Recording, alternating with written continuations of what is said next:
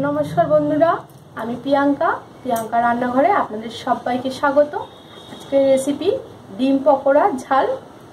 तो एटा माछेर डिम नय बंधुरा, हाँस किंबा मुरगिर डिमेर रेसिपिटी बानानो हय। तो आमी एखाने मुरगिर डिमेर बानाबो, एकेबारे ग्राम अंचलेर पुरनो दिनेर रेसिपि। आपनादेर खूब भालो लागबे और प्रथम थेके लास्ट पर्यन्त भिडियोटा अवश्यई देखबेन और आमार चैनलटिके अवश्य सबसक्राइब करे नेबेन नित्य नतून रेसिपि पाওয়ার জন্য। তাহলে চটপট দেখে নেব এই রেসিপিটি বানাতে কি কি উপকরণ লাগছে।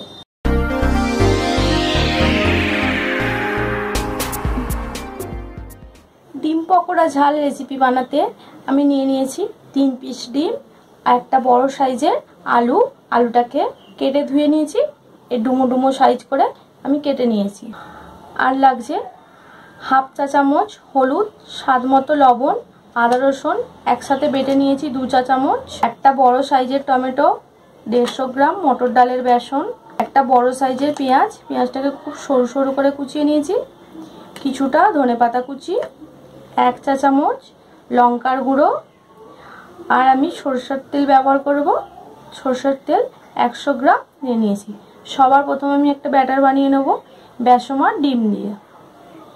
मैं एक बड़ो जागा निये निয়েছি, तार मध्य निয়েছি 1 चामच पेঁয়াজ कुचि, अल्प हलुद गुঁড়ো, अल्प धनेपाता कुचि और निये नेब बेसन।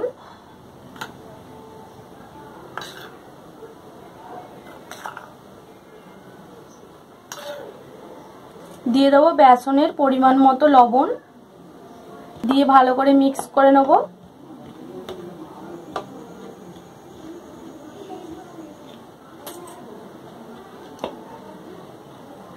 এবার ডিমগুলো ফাটিয়ে নেব।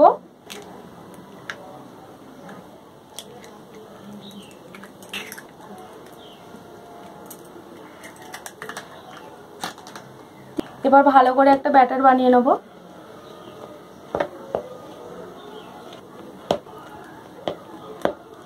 আমায় দিতে হবে অল্প একটু বেসন, একটু পাতলা হয়ে গেছে আর একটু বেসন দিয়ে দিলাম। আমার 150 গ্রাম বেসনটা সবটাই লেগে গেছে।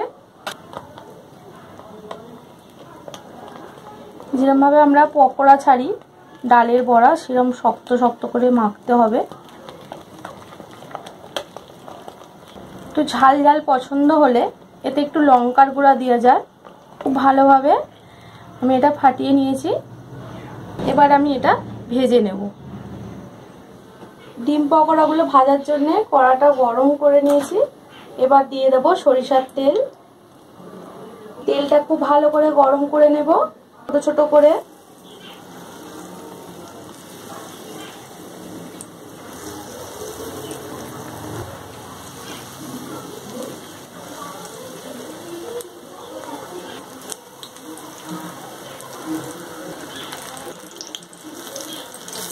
এবার আঁচটা একটু কমিয়ে দেবো, দিয়ে আমি বড়াগুলোকে উল্টে দেবো। খুবই খাস্তা মুচমুচে বড়াগুলো খেতে হয়, ভাজা খেতে খুব ভালো লাগে আর তেলও খুব কমই লাগে। উল্টো দিকটা আমি একটু হালকা আঁচে ভেজে নেব। এই পকোড়াগুলো খুব ভালো করে ভাজা হয়ে গেছে, এগুলো আমি তুলে নেব।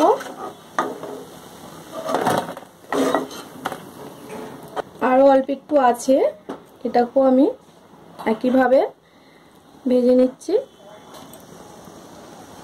অল্প ডিমে অনেকগুলো বড়া বানানো যায়, এইভাবে তরকারি করলে খুব ভালো লাগে খেতে, ভাতের সাথে তো দারুণ লাগে। আর এই বড়াগুলো মুখরোচক হিসাবে সকালে কিংবা বিকালে বানিয়ে খেলে খুব ভালো লাগে, মুড়ির সাথে বেশ ভালো লাগে খেতে। খাবার সোডা দেওয়ার দরকার হয় না, ডিমেতেই প্রচুর ফোলে। ভাজা হয়ে গেছে, এই সবগুলো তুলে নিলাম।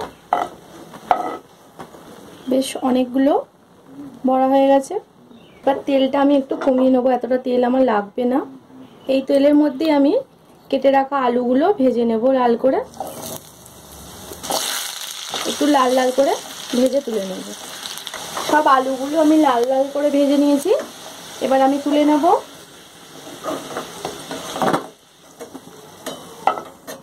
এই তেলের মধ্যে দিয়ে দেবো কেটে রাখা পেঁয়াজ।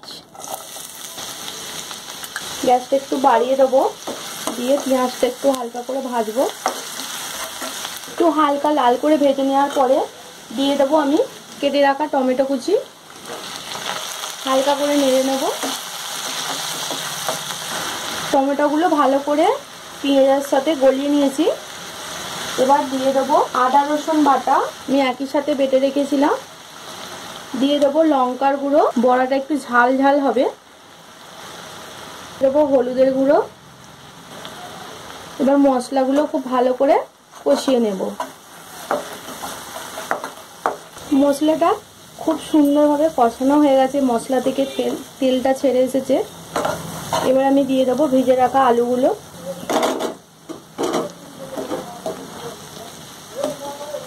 গ্যাসটা একটু জোরে দিয়ে আলুগুলোর সাথে মশলাটা আর একটু কষিয়ে নেব।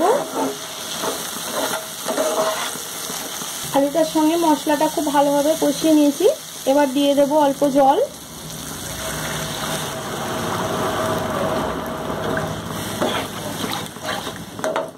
আলুটা চন্দ্রমুখী আলু আছে, খুব তাড়াতাড়ি সেদ্ধ হয়ে যাবে। অল্প জল দিলে আমার হয়ে যাবে। দিয়ে দেবো স্বাদ মতো লবণ। দিয়ে দেবো অল্প ধনেপাতা কুচি। চাপা দিয়ে দেবো। ফুটে যাওয়া পর্যন্ত অপেক্ষা করব। ফুটে গেলে আমি পকোড়াগুলো ভাজা দিয়ে দেবো ওর মধ্যে। ঝোলটা খুব ভালোভাবে ফুটে গেছে। এবার আমি ভেজে রাখা বড়াগুলো দিয়ে দেবো ওর মধ্যে। বড়াটা একটু সেদ্ধ হবে, দিয়ে হালকা করে নেড়ে দিলাম।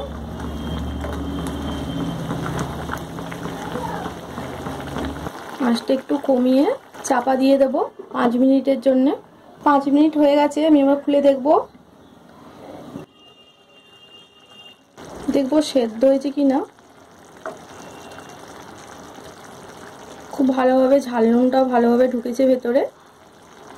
আমি গ্যাসটা অফ করে দেবো। আলুগুলোও সেদ্ধ হয়ে গেছে। গ্যাসটা অফ করে দিয়ে আমি এটা নামিয়ে নেব।